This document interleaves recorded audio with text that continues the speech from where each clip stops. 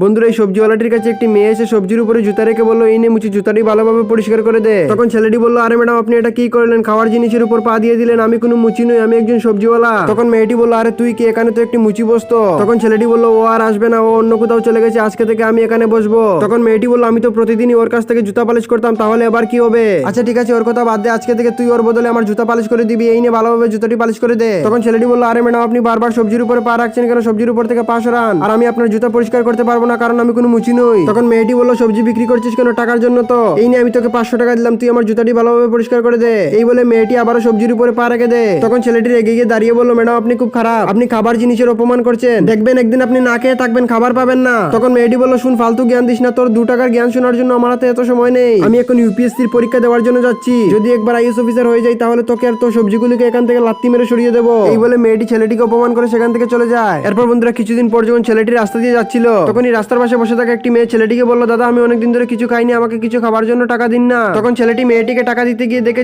যে মেয়েটি তার সাথে একদিন খারাপ ব্যবহার করেছিল ওই মেয়েটি। তখন মেয়েটিও ছেলেটিকে দেখে চমকে যায় আর ছেলেটিকে বললো, তুমি এত ভালো পোশাক আশাক লাগিয়ে কোথায় যাচ্ছ?